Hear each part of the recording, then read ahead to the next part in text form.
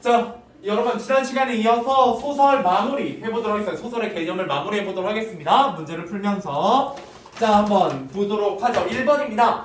자, 소설에 대한 설명으로 옳은 내용을 모두 골라 기호를 쓰시오 라고 했어요.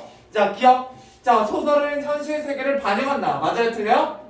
맞아요. 예, 현실 세계를 분명히 반영하고 있다라는 거 좀 기억해 두시면 좋습니다. 예, 그래서 현실과 똑같진 않지만 아무튼 그 현실이 담겨있는 어떤 가상의 세계라고 보시면 되겠습니다. 자, 리은. 소설 속에 등장하는 나는 항상 작가이다. 맞아요? 틀려요?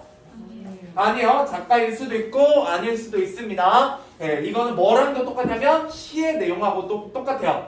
예, 시에서도 등장하는 나는 역시 작가랑 일치하기도 하고 일치하지 않기도 합니다. 자, 그 다음에 디귿. 소설은 작가의 상상력을 바탕으로 꾸며낸 이야기다. 예, 맞죠? 그래서 이걸 우리가 허구성이다 이렇게 얘기를 하고요. 예, 그런데도 불구하고 그 이야기를 읽으면 상상, 거짓말같이 느껴져요? 안 느껴져요? 아, 거짓말 같아요? 아, 이거 보면 구라야 하면서 별로 믿음이 안 가던가요? 읽다 보면 어디선가 이런 일이 있었을 법하죠. 그래서 예, 보통 뭐랑도 연결되냐면 개연성입니다. 개연성. 예, 글씨가. 예.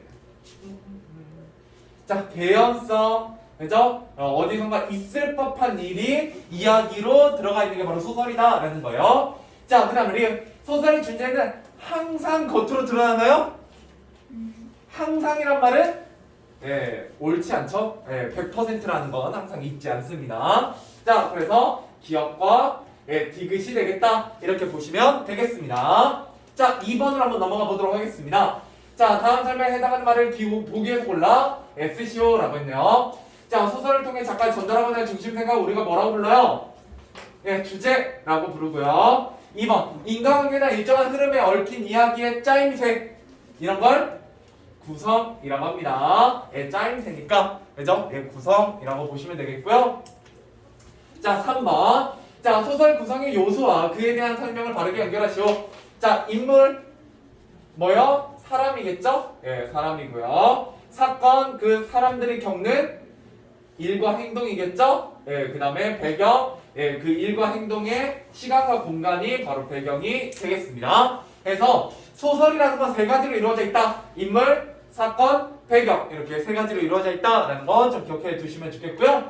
그 다음에 제가 소설에서 뭐가 가장 중요하다라고 얘기를 했었냐면 갈등이 굉장히 중요하다라는 얘기를 했었고요.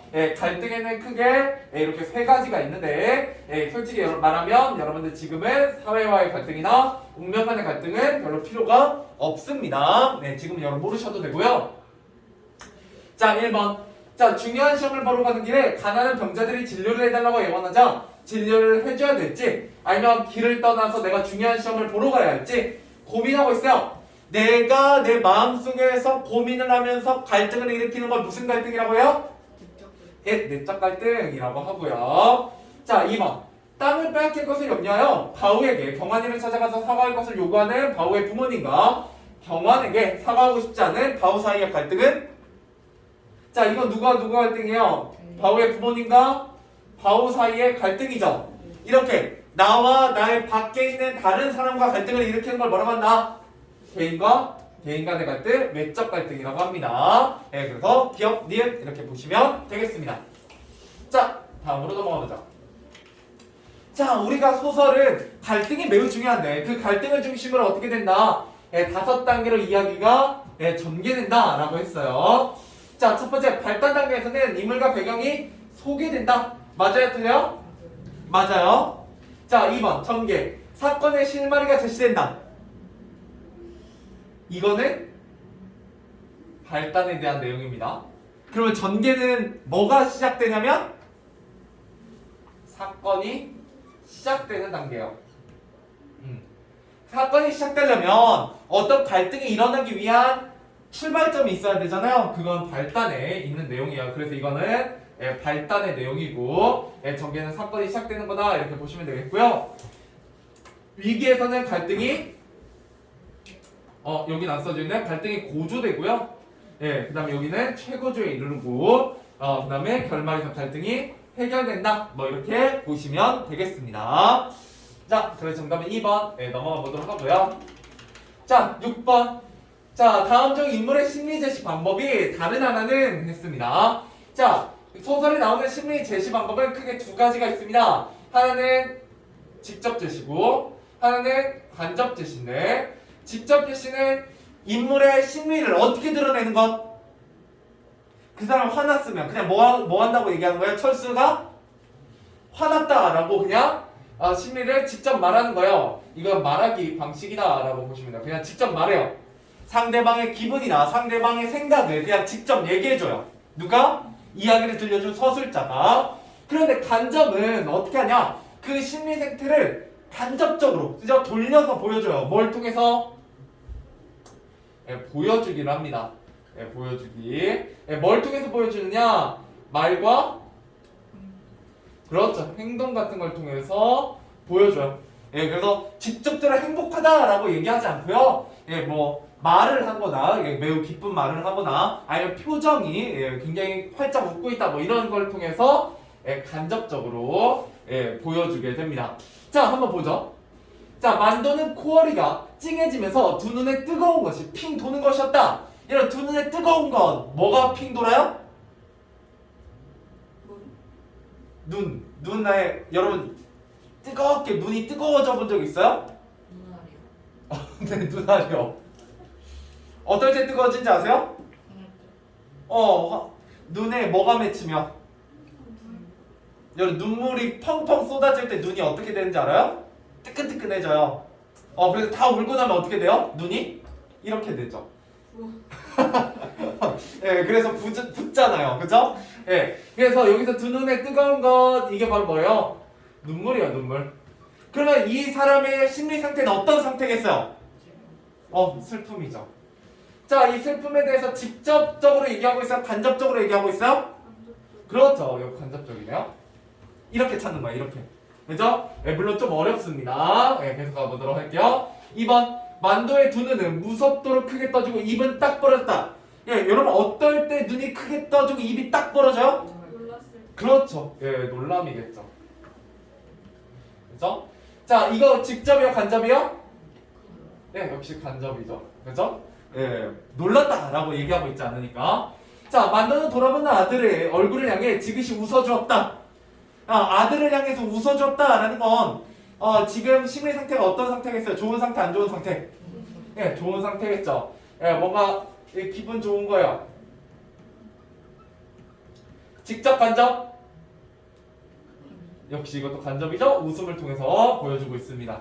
자, 그 다음에 4. 자, 만도는 옷을 벗어 두 개 널어놓고는 그죠? 옷이 젖어가지고 옷을 벗어가지고 말릴 수는 있었으나 옷을 벗었으니까 지금 무슨 상태예요? 그죠? 빨개 벗은 상태잖아요. 그러니까 여간 창피스러운 것이 아니었다. 지금 만도가 느끼고 있는 옷을 벗어서 느끼고 있는 감정은 뭐예요? 창피죠. 그죠? 근데 창피스럽다라고 얘기하고 있으니까 이때 내가 느끼는 감정을 어떻게 얘기하고 있다? 그렇죠. 이건 직접적으로 얘기하고 있죠. 그래서 정답은 4번입니다. 이렇게 찾는 문제고요. 솔직히 이런 문제는 언제 나오느냐? 이런 중학교 때는 잘 나오지 않고요. 고등학교 때 잘 나오는 문제 유형입니다. 1학년 때. 알겠죠? 일단 이런 게 있구나 정도만 알고 계시면 되겠어요. 자, 넘어가 보도록 할게요. 자, 7번입니다. 자, 빈칸에 들어갈 알맞은말을 쓰시오. 자, 1번 서술자가 작품 안에 있으면, 자, 여러분 작품 안에 말한 이가 있으면 나는 이야기 안에 등장인물 중에 하나예요. 그러니까 뭐라고 표현하냐면 작품 안에 있는 누가 말해요? 나가. 그죠? 나는 몇 인칭? 1인칭. 그죠? 작품 안에 있으면 1인칭이고요. 그죠? 자, 서술자가 작품 밖에 있으면 몇 인칭? 3인칭이요. 모든 등장인물을 이름으로 부르기 때문에 3인칭이 됩니다. 자, 서술자가 신과 같은 존재다. 그래서 모든 심리 상태나 생각을 안다 모른다? 안다. 그러면 이게 무슨 작가 시점이냐면? 그렇죠. 전지적입니다. 전지적 작가 시점. 그래서 1인칭 시점, 3인칭 시점 좀 구분하시면 좋고요. 그다음 전체 작가 시점 좀 알고 계시면 좋습니다. 자, 한번 읽어보도록 할게요.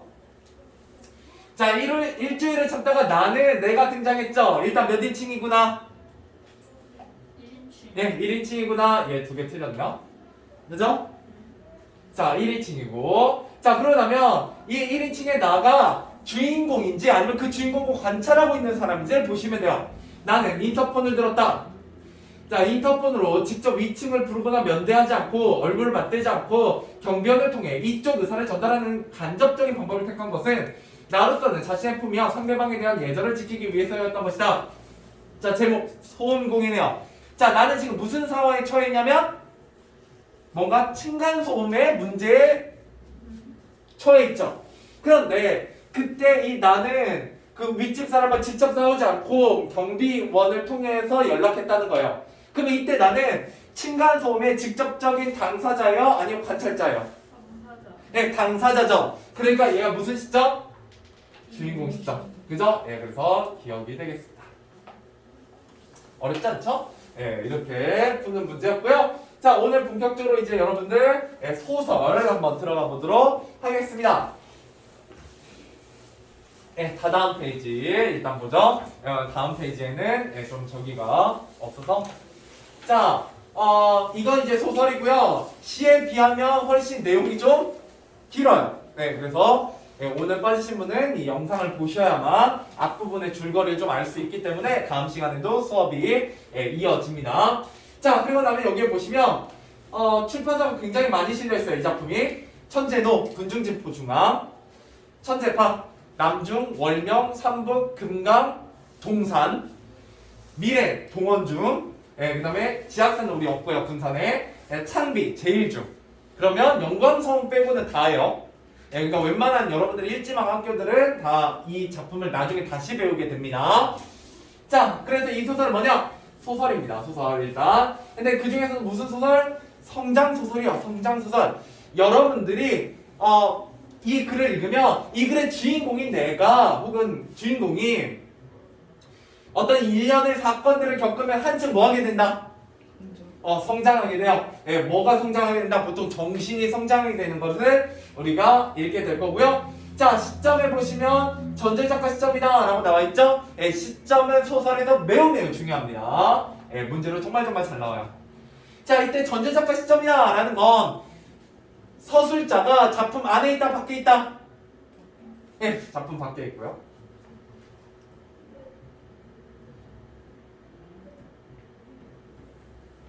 자, 전자작가 시점은 작품 밖의 서술자가 모든 등장인물의 심리 상태를 안다 봅니다. 안다. 마치 뭐처럼? 신과 같은 위치에서 서술함. 여기서 신과 같은 위치라는 건 모든 등장인물의 심리나 생각을 꿰뚫어 봄 이렇게 보시면 되겠습니다. 자, 그래서 이 글을 통해서 여러분들 가르치고자 하는 게 뭐냐? 여기 주제를 보시면 양심을 속이지 않고 정직하게 사는 삶의 중요성이라고 보시면 되겠습니다. 그래서 이 글의 주제를 한 단어로만 정의하면 정직에 대한 얘기야. 정직에 대한 얘기. 모든 등장인물의 심리나 상태를 꿰뚫어 본다. 이렇게 보시면 되겠어요. 그래서 여기 이 글에는요 좀 생략이 많이 되어 있기 때문에 좀만 설명해 드리면, 자, 주인공은 문기라는 아이인데요. 이 문기가 고깃간 집에 가서 고기를 사러 가요. 고기를 사러. 그랬는데 예를 들어 이런 거예요. 한 고기를 사러 가는데 한 근에, 요새 한 근에 얼마 정도 하냐면 삼겹살이 한 15,000원에서 20,000원 사이에 하거든요. 예를 들어 15,000원이다. 한 근은 600g이에요 보통. 근데 아무튼 15,000원이다 라고 하면 여러분이 어머니한테 얼마를 받아서 갔냐면 50,000원을 받아갔어요. 그러면 거슴돈은 원래 얼마 받아야 돼요? 35,000원 받아야죠. 괜찮아요. 수학 시간 아니니까요. 부담 갖지 마시고. 자, 그랬는데 여기서 거스름돈을 원래 35,000원 받았어야 되는데 쉽게 지금 현대 물가로 그냥 바꿔주는 거예요. 고객관 주인이 50만 원인 줄 알고 얼마를 남겨주냐면 48만 5천 원을 남겨줘요. 네. 자, 개꿀이죠. 자, 그럴 때 여러분들은 이제 내적 갈등을 하게 됩니다. 아, 개꿀하고 48만 5천 원을 꿀꺽 하든가. 그래도 48만 5천 원이 너무 큰 돈이니까, 그죠? 예, 뭐 한 1,000원이나 500원 정도 더 받았거나 그러면 예, 좀 돌려주기가 좀 뭐하지만 예, 이 정도 돈 너무 크잖아요. 근데 이 문기는 어떻게 하냐면 쉽게 말하면 지금으로 따지면 요새 지금 그 여러분 아세요? 닌텐도 스위치가 새로 나온 거? 네. 예, 올레드 버전이 새로 나왔어요. 예, 그게 한 38만 원 정도 하거든요. 사고도 남죠? 10만 원이 넘게 남아요. 예. 자, 대충 이런 느낌이라 보시면 돼요. 그래서 문기는 뭐를 사냐? 공각 쌍안경을 삽니다.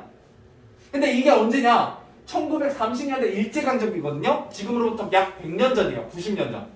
여러분 90년 전에 공이나 쌍안경이 비쌌을까요? 쌌을까요? 약 90년 전에 가죽공 이런 거 되게 비쌌고요.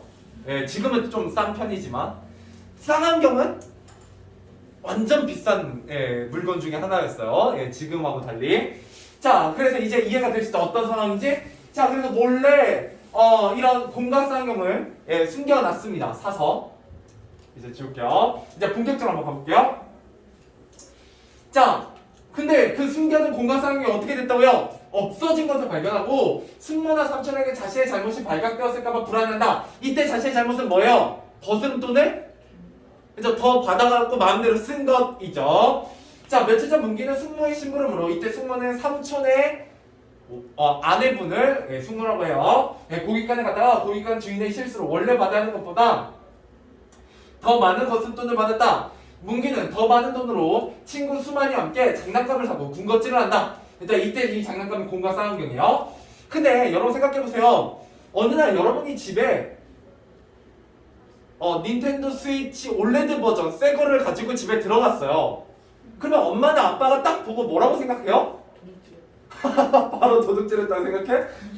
어디서 가져왔지? 이거 어디서 났니? 라고 궁금해 하시잖아요. 자, 그래 똑같죠. 문기의 방에서 공각 쌍안경을 찾은 삼촌이 수만이가 물어봤겠죠. 너 이거 어디서 났니? 라고 하니까 문기가 친구 수만이가 주었다는 거짓말을 하고요. 그리고 삼촌은 문기에게 솔직히 어른들이 딱 보면 사이즈가 나오잖아요. 좀 눈치가. 그래서 모르겠어요. 여러분들은 정말 이제 착하고 거짓말 안 하고 잘 살고 있겠지만 보통은 여러분들 거짓말 한 10번 하면 좀 걸리는 경우도 있겠지만 잘 넘어가는 경우도 있잖아요.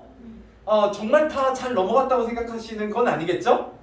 네. 가끔 어른들이 여러분들이 거짓말 한 것 중에 몇 개는 그냥 모르는 척하고 지나가시는 경우도 있는 거죠.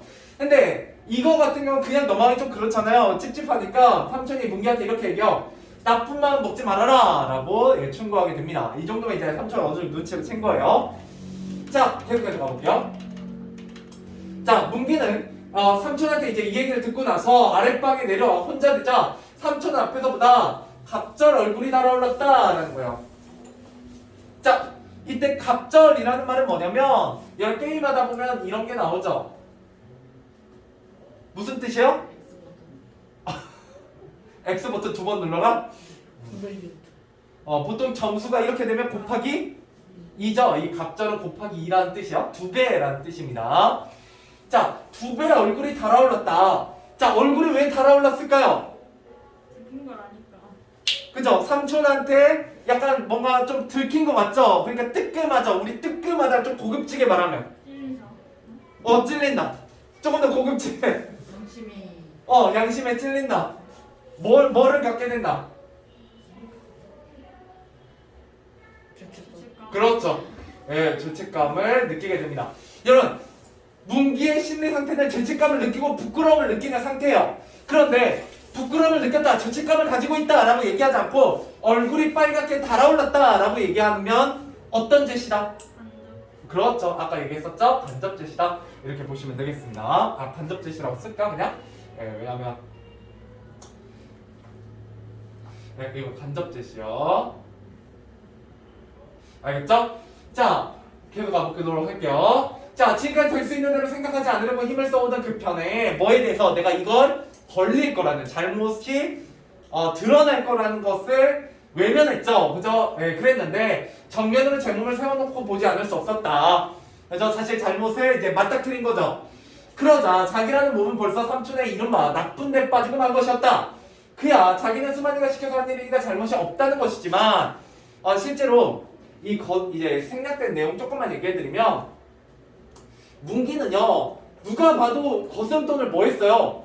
너무 많이 받았죠. 예, 그런데 그 고깃간 주인한테 말을 걸려고 했는데 문기가 좀 소심해가지고요. 예, 거기에 사람들이 너무 많아서 이렇게 치여가지고 밖으로 나왔어요. 그냥 그 돈 들고 하다가 자 나왔는데 이제 다시 들어가기 좀 그렇고 이제 집에 가다가 누굴 만나냐면 수만이를 만나거든요. 그래서 수만이한테 얘기해요. 야, 나 거스름돈 너무 많이 받은 것 같아. 원래는 35,000만 받아야 되는데 48만 5천을 받았어 라고 얘기를 해요. 그러니까 수만이가 갑자기 씩 웃더니 그래 그러면 승모한테 얼마만 드려라. 거스름돈 35,000만 드려봐.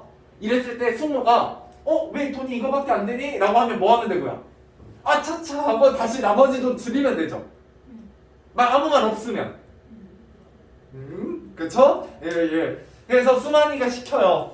그래서 문기는 그거 되게 좋은 생각 같아 라고 하고 실제로 그걸 행합니다. 그러고 나서 45만 원을 꿀꺽 하죠. 근데 문제는 이제 거슴돈을 더 받았다는 걸 본인만 아는 게 아니라 누구도 알아요? 공범인 수만이도 알잖아요. 그래서 이제 수만이랑 작당 모의를 해요. 네, 그래서 같이 이제 이 돈을 쓸 방법에 대해서 연구하게 됩니다. 네, 그런 스토리가 앞에 있었어요. 그러니까 이렇게 생각하는 거죠. 수만이가 시켜서 한 일이니까 잘못이 없다. 없나요? 아니죠. 예, 똑같죠. 예, 근데 자기 합리화 하는 거예요. 당최 그것은 제 업무를 남에게 밀려는 얄미운 구실이 아니고 뭐냐? 본인도 알고 있죠. 자, 그리고 문기는 이미 삼촌을 속였다. 또 써서는 아니 될 돈을 쓰고 말았다. 이제 공과 쌍용을 샀으니까요. 자, 일찍이 어머니를 여의고 아버지라는 사람의 일상 천냥만냥하고 허한 소리만 하면서 남루한 주제에 거처가 없이 시골 서울로 돌아다니는 사람이고 이걸 보니까 왜 삼촌하고 사는지 알겠죠? 삼촌이 이제 문기를 키워주는데 왜 그러냐? 어머니 돌아가셨고요 일찍. 아버지는 별로 문기를 보살펴줄 만한 처지가 못 돼요. 자, 계속 가볼게요. 어려서부터 문기를 길러낸 사람이 삼촌이었다. 그리고 조카의 장래를 자기의 그것보다 더 중히 알고 염려하며 잘 되어주길 바라는 삼촌이었다. 그 삼촌의 기대에 어그러지지 않는 인물이 되어보겠다고 엊그제도 주먹을 쥐고 결심하는 문기가 아니냐. 자, 생각할수록 낯이 뜨거워지는 일이다. 자, 나온다. 가보도록 할게요.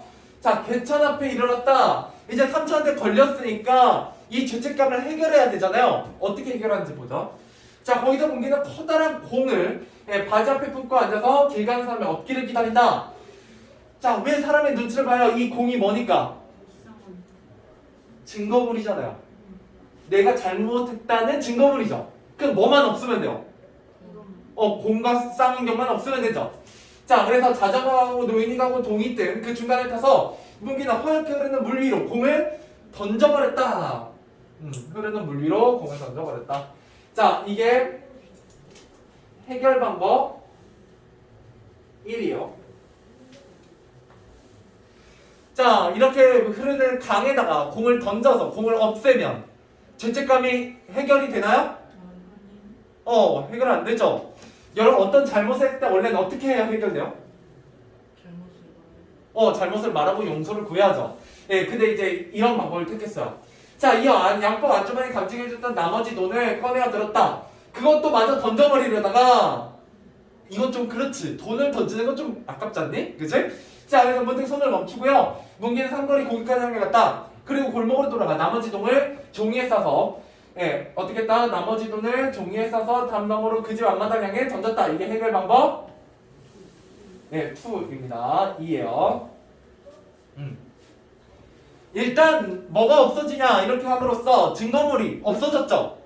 일단은 문기 입장에서 어때요? 좀 마음이 편해지겠죠. 자, 어떻게 편해지냐? 그제야 문기는 무거운 짐을 풀어놓은 듯 어깨가 거뜬했다. 그죠? 이제 후련했다라는 거죠. 아까 물리로 둥실둥실 떠가던 그 공, 지금 벌써 10리고 20리고 멀리 떠갔을 듯 싶은 그 공과 함께 문기는 자기 아물도 멀리 사라져 깨끗이 벗어났는데 속이 후련했다. 그죠? 예, 여기서 여러분들 어깨가 거뜬했다. 얘는 간접제시고요. 그죠? 속이 후련했다. 얘는 직접제시죠. 네, 결국 얘는 같은 거예요. 같은 걸 나타내고 있습니다. 문기의 심리 상태를. 자, 그리고 다시는 하고 문기는 두 번 다시 그런 업무를 범하지 않겠다고 100번 다지며 집을 향해 돌아간다. 자, 이렇게 됐어요. 됐죠? 자, 오른쪽 페이지 잠깐 보죠. 자, 문기의 내적 갈등이 나오고 있습니다. 자, 수만이가 시켜서 한 힘으로 자신의 잘못이 없다라고 얘기하고 있고요. 하지만 또 써서는 안 될 돈을 쓰고 삼촌을 속이고 삼촌 기대에 어긋나는 행동을 한 문기가 죄책감을 느끼고 있죠. 자, 이 내적 갈등의 해결 과정은 어떻게 되냐? 공과 쌍경을 버리고요. 쓰고 남은 돈을 고깃집 앞바닥에 던져요. 그렇게 함으로써 문기는 뭘 느끼게 되냐? 홀가분함을 느끼고 후련함을 느끼게 되죠. 자, 그 다음에 전개소 주제. 삼촌에게 꾸중을 들은 문기는 뭐를 느끼게 돼요? 부끄러움을 느끼게 돼요.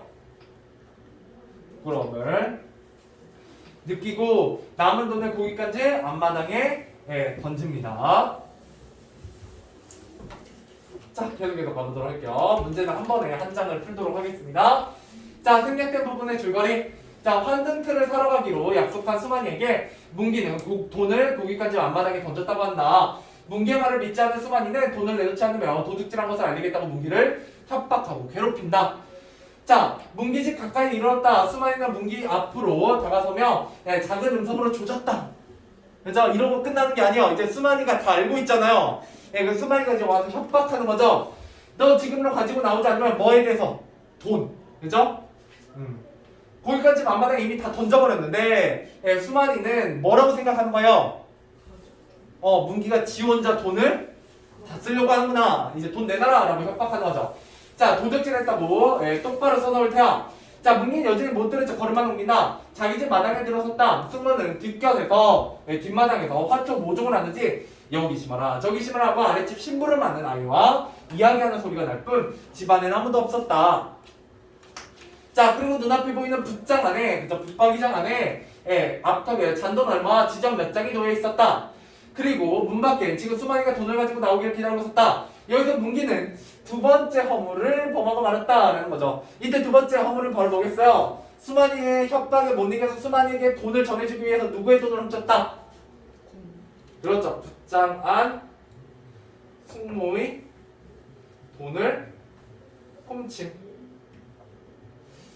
이렇게 보면 참 주인공이 어떻게 보면 좀 쓰레기긴 한데 나쁘긴 해요. 쓰레기. 나쁜 거보다 약간 멍청한 거 같은데. 그죠. 좀 멍청할 정도로 그죠? 소심하긴 하죠. 역으로.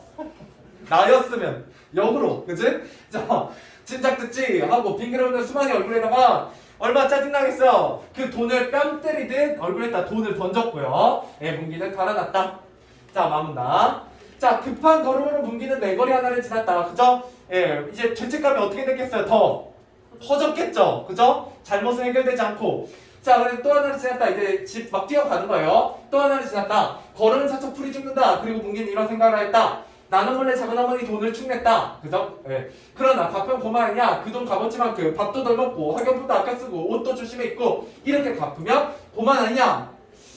네, 좀 멍청한 것 같기도 하고, 그죠? 그러니까 갚을 능력은 안 되고 그냥 혼자 이렇게 생각하는 거죠. 자, 몇 번이고 이 소리를 속으로 내내며 문기는 떳떳이 얼굴을 들고 집으로 들어갈 수 있을 만한 배심을, 그죠? 배짱을 만들려고 한다.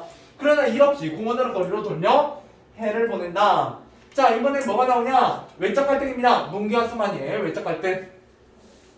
자, 문기는 자신의 행동을 반성해서 다시 이제 잘못을 안 저지르려고 했는데 수만이가 괴롭히고 협박하는 바람에 결국 숙모의 돈을 훔쳐서 수만이에게 주는 그런 잘못을 범하게 됩니다. 자, 여기까지 오늘 읽어봤고요. 문제 1번부터 6번까지. 아니요. 그 앞에 여러분 읽으셨던 여기 날개 부분에 보시면 이 1번부터 오른쪽 페이지 6번까지 날개 문제 있거든요. 6문제 풀어보세요.